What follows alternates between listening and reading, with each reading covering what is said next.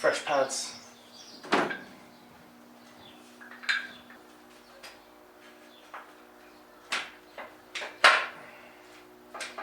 Here's the fuel tank.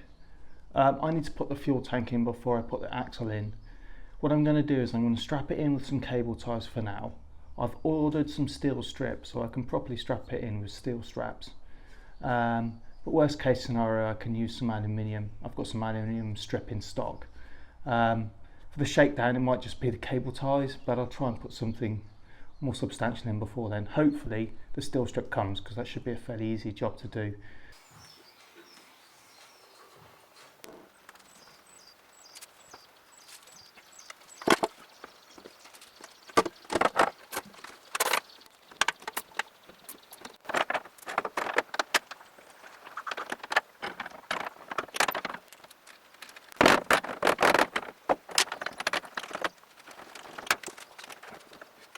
Unfortunately, the original bolt was a bit short, so I can't really get this lock nut on here properly. So what I need to do is, for shakedown, I'll just use the original bolt with some thread lock, and I'll order in another AM bolt that's long enough.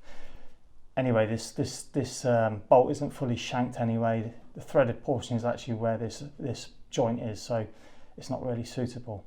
We'll change it and we'll make it better.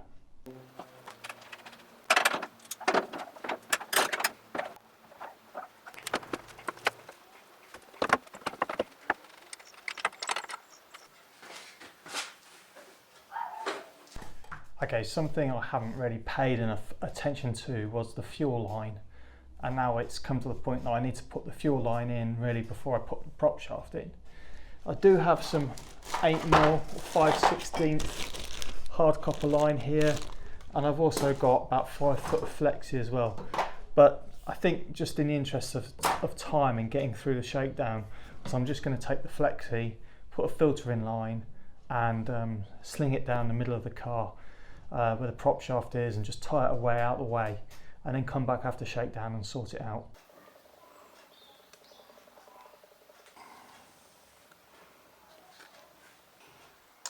Well, I can see that plate there is pinching that fuel line, so I'm going to have to go with the copper hard line and run that in now.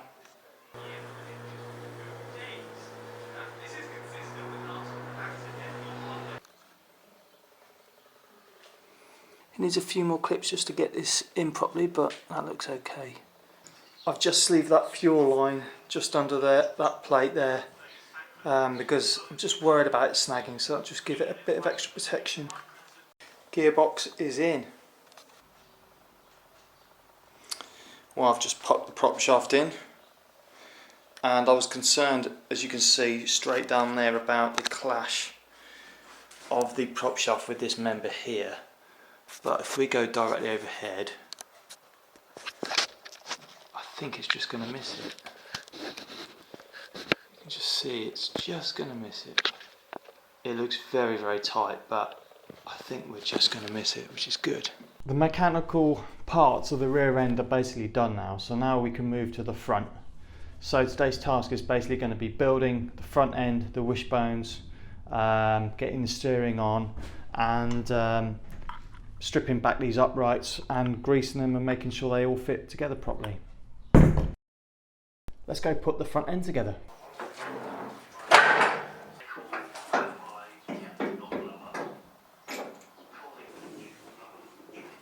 Well, I've hit a bit of a snag where this damper at full extend is actually going to clash with the floor, so I'm going to get a knife out and see if I can cut a hole out of this floor so this damper and this lower wishbone has space to move.